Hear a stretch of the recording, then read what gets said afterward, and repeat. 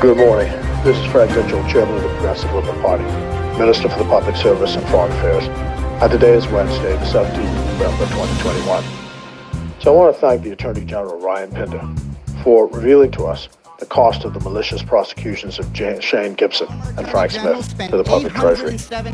You will remember that foreign counsel were brought in to ensure the conviction of the two former parliamentarians, Shane Gibson and Frank Smith. The prosecutions failed, and failed miserably, all the way up to the Privy Council. First of all, blind Bartimus could have seen that the convictions had to fail. They were a patchwork of concoctions, lies, half-truths, and innuendos. The chief witness, one Ash, couldn't even come up to proof, and the political witnesses and the ministers, Dwayne Sands and Marvin Dames, had their hands all over it. The cases collapsed in a heap.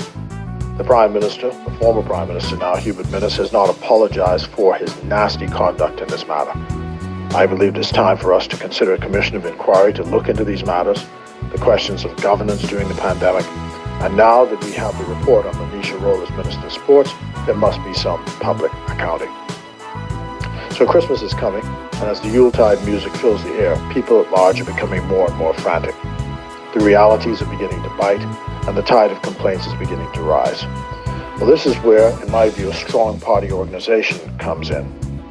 So on Saturday, the 20th of November 2021, at the Botanic Gardens, the PLP will mark the 68th anniversary of its founding as a political organization.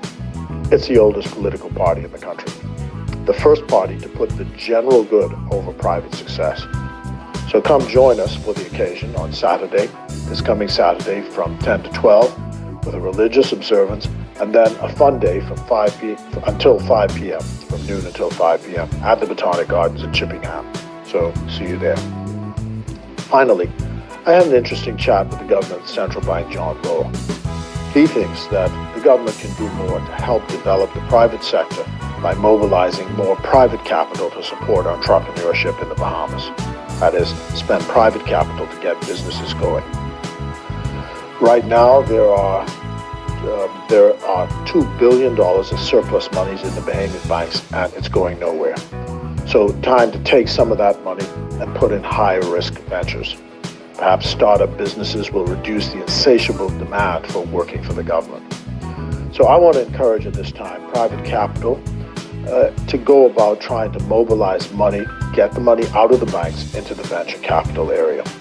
The government has pledged $250 million over 5 years, but this is not nearly enough. We need the private sector to match with another $250 million in private capital into a venture capital fund. Let's think about it. Until next time, God bless you, God bless the Commonwealth of the Bahamas, and as we mark the 68th anniversary of the founding of the Progressive Liberal Party, it's still, on this day, this Wednesday, PLP all the way.